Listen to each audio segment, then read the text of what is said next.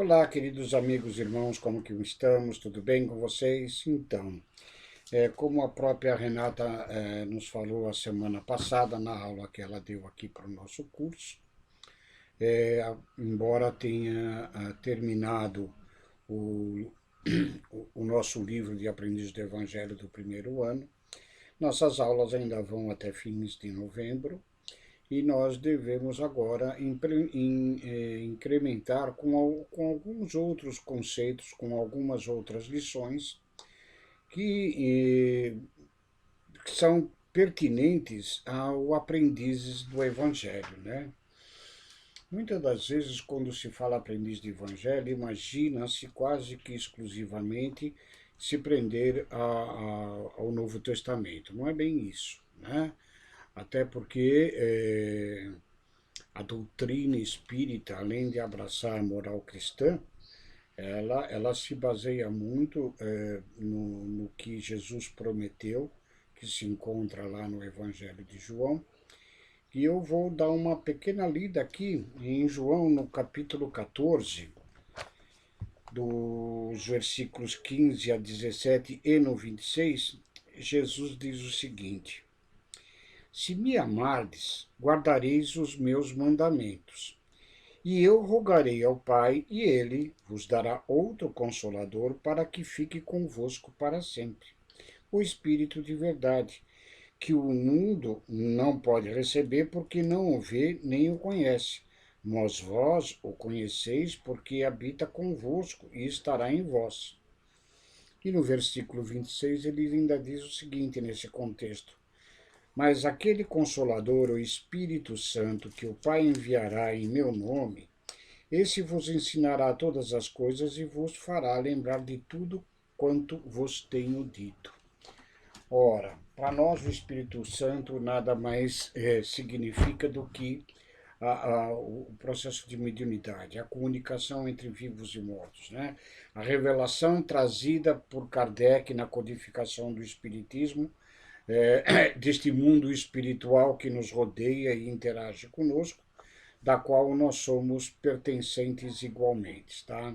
E no momento encarnados, nós não detemos as memórias, os nossos conhecimentos desse lado espiritual, mas de que ele é uma verdadeira realidade. E como Jesus diz, né, que este Consolador, ou esta doutrina, ou este Espírito de verdade, vem nos ensinar coisas novas e vem fazer com que a gente lembre tudo o que ele disse. Se é para lembrar o que ele disse, estamos falando da moral cristã, da moral de Jesus, né? Então, dentro do estudo da nossa doutrina espírita, né, nós estamos inseridos com certeza na Boa Nova de Jesus, tá? E como a Renata já adiantou, nós vamos escolhendo alguns temas pertinentes ao aprendiz do Evangelho. E para esta semana, nós escolhemos uma questão que é muito comum no nosso dia a dia, nas nossas existências, que são as questões das simpatias e antipatias naturais. Elas não decorrem de uma relação de dentro desta encarnação, né, de sermos simpáticos ou antipáticos, de uma relação que esteja acontecendo, o que de fato pode vir a ser.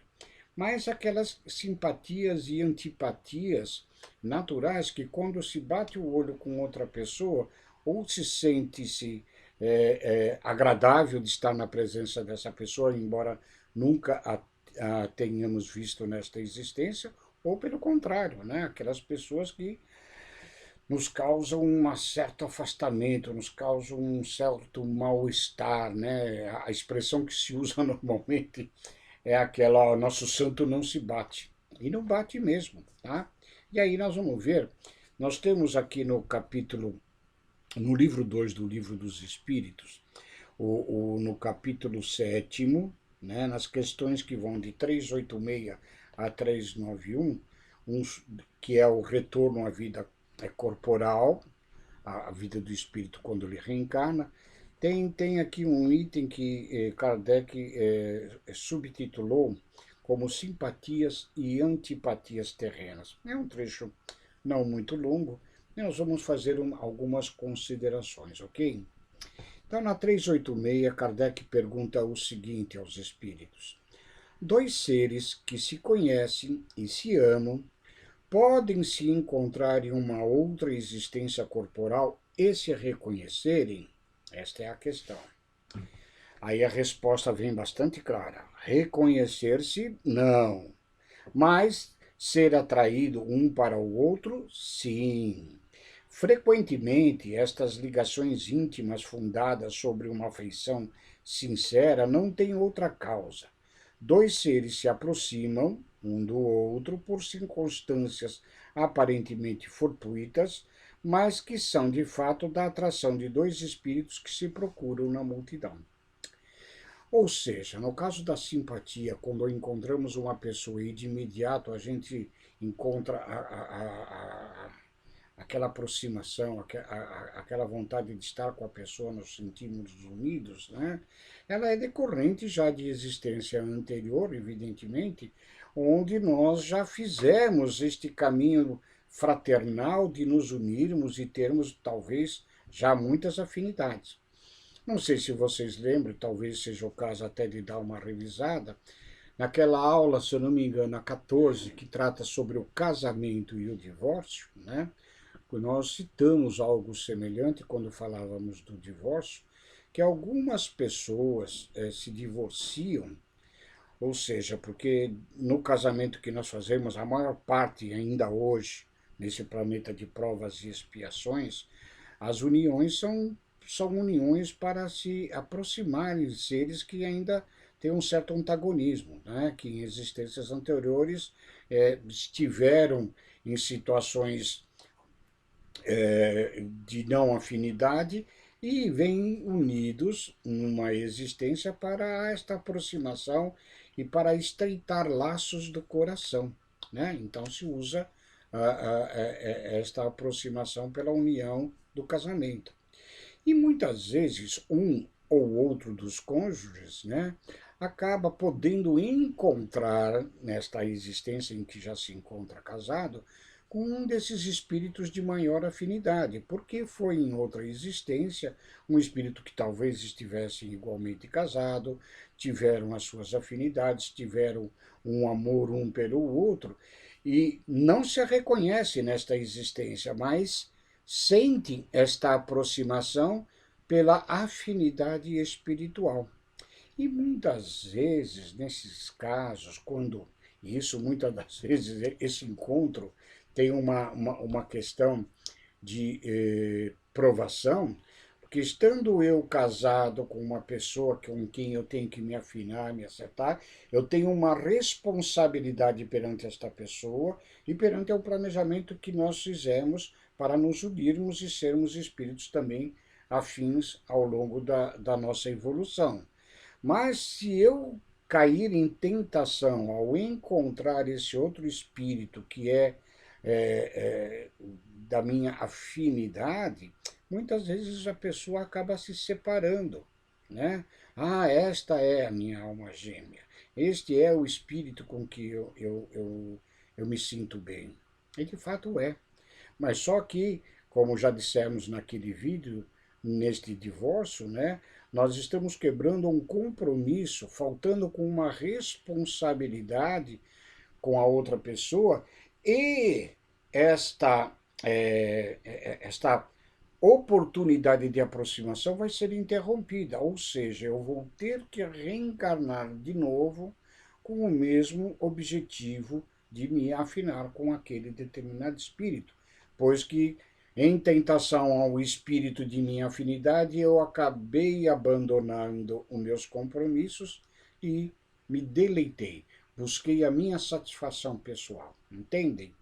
Então é preciso se notar bastante dentro da nossa existência quais são as nossas metas espirituais, quais são os nossos objetivos de evolução, para nós não cairmos em tentações e nós sermos vitoriosos mesmo, né, nesta encarnação para atingirmos graus mais elevados. E aí sim, este espírito que antes era antagônico passa a ser espírito de afinidade, e aí podemos todos viver em harmonia, ok?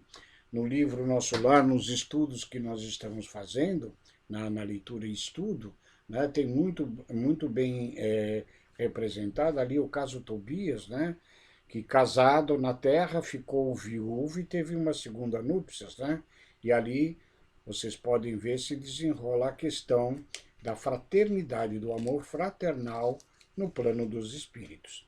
Mas continuando estas nossas questões aqui, ainda no campo da simpatia natural, essa imediata ao se encontrar uma pessoa, nessa questão de que quando os espíritos dizem que estes espíritos afins não se reconhecem, mas se sentem atraídos, aí Kardec faz uma sub-questão. Mas não seria mais agradável para eles se reconhecerem? A resposta, nem sempre. A lembrança de existências passadas teriam inconvenientes maiores do que acreditais. Depois da morte, eles se reconhecerão e saberão o tempo que passaram juntos, tá? Então não sejamos imediatistas, né, querendo questões nesta existência, sabendo que o esquecimento das nossas existências anterior é sempre misericórdia divina para a nossa própria evolução. Na questão 387, Kardec pergunta: a simpatia tem sempre por princípio um conhecimento anterior? Não. Dois espíritos que se compreendem procuram-se naturalmente sem que tenham se conhecido como homens já em outra existência. Ou seja, aquilo que falávamos em outra existência. Eu posso ter um estranho nesta existência que eu nunca compartilhei uma vivência anterior com ele, mas a afinidade de ideias, né? Esta simpatia nasce naturalmente por esta aproximação, por afinidade, por interesse mútuo, né? Seja um homem, seja uma mulher, né? Então, há evidentemente essa questão de que ao encontrar um espírito totalmente estranho de outras existências, nesta eu encontro e nós tenhamos esta simpatia. Na 388, Kardec vai perguntar: os encontros que ocorrem algumas vezes de certas pessoas e que se atribuem ao acaso não seria o efeito de uma espécie de relações simpáticas? Aí a resposta: há entre os seres pensantes laços que não conheceis ainda.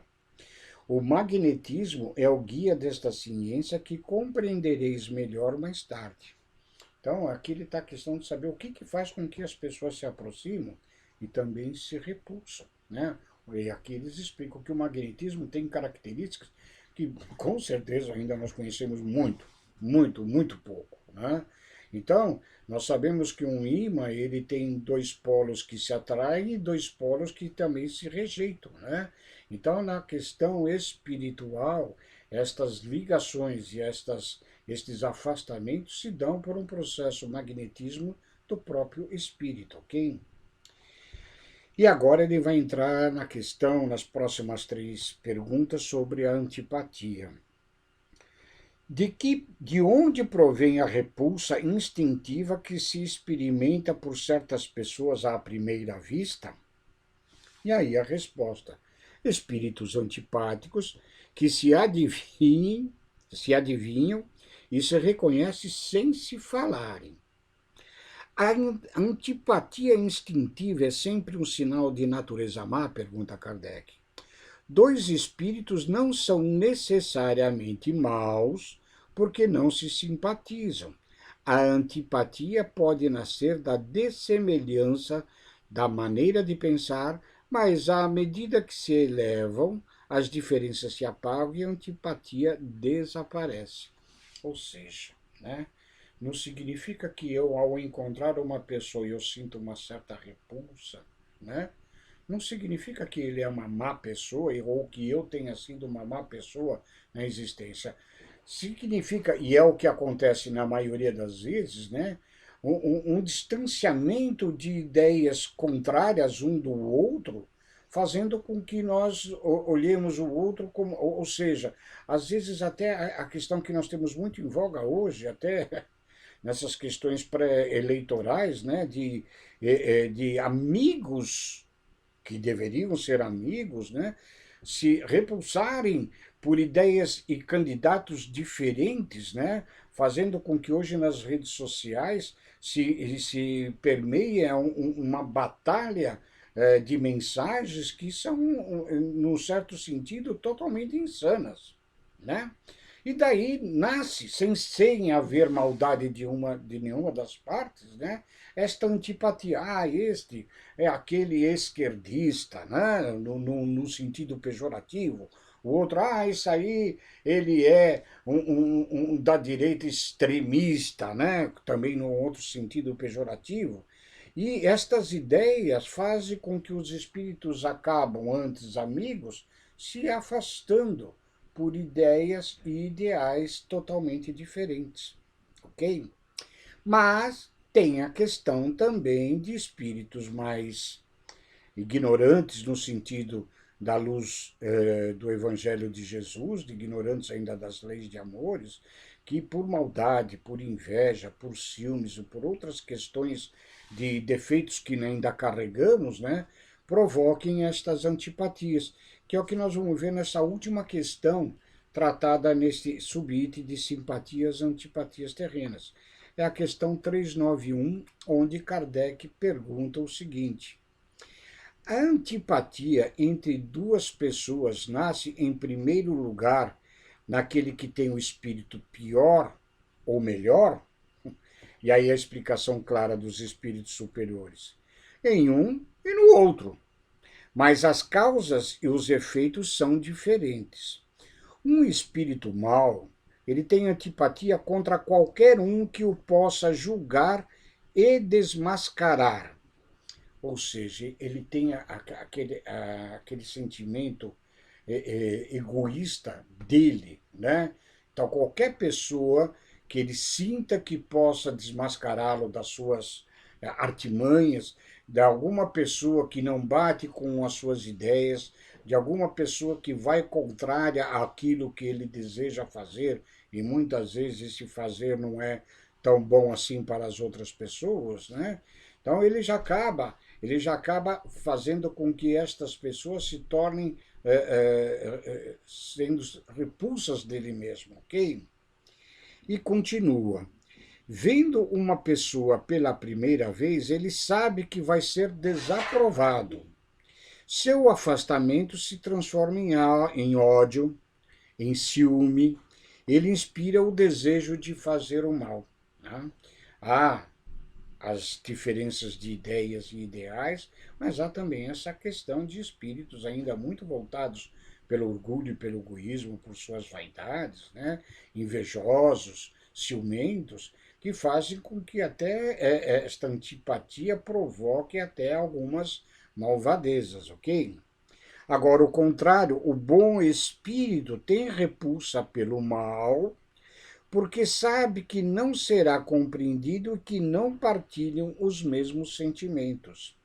Mas, seguro da sua superioridade moral, não tem contra o outro nem ódio nem ciúmes, contentando-se em evitá-lo e até lastimá-lo. É evidente que quando há um espírito que tenha maiores esclarecimentos, ele, assim como um adulto para com uma criança que faz uma certa rebeldia, né, faz alguma coisa indevida, né, o adulto, pela sua superioridade nesta existência, será compreensível com a criança, porém, né, se estiver sob sua responsabilidade a educação dessa criança, ele vai fazer com que a criança perceba que certas coisas não podem serem feitas, ok? Agora, às vezes com espíritos estranhos, o espírito mais esclarecido, embora possa entendê-lo, mas muitas vezes ele não tem a condição de repreender e nem de tentar corrigir, o que o faria até com que tivesse mais antipatia da parte daquele outro, ok? Então, para a nossa conclusão destas questões que aborda o livro dos Espíritos sobre antipatias e simpatias, né? Vamos fazer uma reflexão agora para nós, na nossa vida prática. Todos nós, eu acredito que sem exceções, ou diria pelo menos a grandíssima maioria, né? Nós temos pessoas, evidentemente, com quem nós nos afinamos, pessoas de mesmas ideias, mesmos ideais, que são exatamente aquelas que nós nos aproximamos, nos sentimos bem no contato com estas pessoas.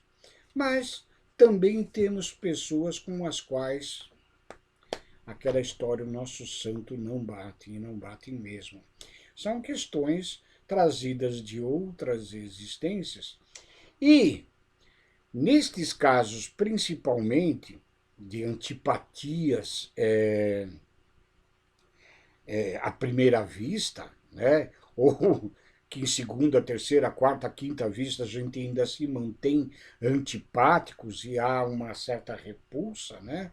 Se nós estamos agora mais esclarecidos quanto às questões evangélicas, quanto às morais cristãs, os ensinamentos de Jesus, como ele diz aqui, somos nós esta parte mais superior no questão de moralidade neste instante, né? Tenhamos nós a sensatez de buscarmos, em primeiro passo, a nossa aproximação com esta pessoa que nos é antipática, né? Esta aqui, primeira, segunda, terceira e sei lá quantas vistas, né? Tenhamos nós que hoje aprendemos as lições da doutrina e do Evangelho, a contornarmos possíveis de sabores que já tenhamos tido com aquela pessoa e procurar aproximar. Eu sempre procuro falar que eu tenho uma conceituação no budismo, né, que é a conceituação da compaixão. A compaixão, ela significa amor com entendimento, né? Este entendimento, para unirmos as pessoas, faz com que nós possamos nos aproximar entendendo que aquela pessoa que nos é antagônica neste momento, ela é um espírito em processo evolutivo como nós igualmente, que talvez em outras existências tenhamos sido iguais ou piores a ela nesta. Tá? Então, se nós tivermos este entendimento, esta compreensão e principalmente o respeito pelo nosso semelhante, esteja ele na condição que estiverem, né? Nós teremos mais condições de praticar o Evangelho de Jesus, amar o nosso próximo. Tá? O amar o nosso próximo não é ficar carregando cheio de abraços e beijinhos, mas é respeito, é consideração, é buscar aproximar-se, é buscar a eliminação de atritos que já existiram e que talvez ainda possa existir, pelo menos da nossa parte. Se nós conseguirmos azeitar a nossa condição de relação com esta pessoa, nós estaremos reduzindo este atrito com esta pessoa. E, quiçá, esta pessoa comece a nos olhar de uma forma diferente, não tão antipáticas. Né? Está aqui embutido, aqui a fala de Pedro, naquela sua epístola, né? O amor cobre uma imensidão de pecados, uma imensidão de erros. Se em existências anteriores nós erramos mutuamente, né? Quando eu dou passe no sentido de conciliar-nos, eu anulo os erros do passado, eu anulo as diferenças, ok? Então, queridos, fica para as nossas reflexões, principalmente neste sentido de nós nos melhorarmos, melhorar as nossas relações humanas. Esta lição eu particularmente reputo como muitíssimo importante, né? Pois que ela faz parte da base que nós temos que ter para alçar voos mais elevados. Enquanto nós tivermos, na expressão vulgar de rabos presos, tivermos questões a serem resolvidas com outros seres de existências anteriores ou desta mesma, nós nunca conseguiremos avançar na nossa evolução e atingirmos estados de espíritos mais felizes, Espíritos puros acho que ainda está um pouquinho longe, mas espíritos mais felizes, de termos encarnações mais amenas, de termos aprendizados de uma forma mais facilitada, isto é o que nos propicia este esclarecimento nestas nossas relações humanas. Era o que tínhamos para agora. Espero que vocês tenham gostado deste tema que abordamos. Semana que vem, a Renata ela vai estar abordando outro tema para esta nossa turma, para esse nosso curso de aprendizes do Evangelho. Fiquem com Deus. Um abraço a todos.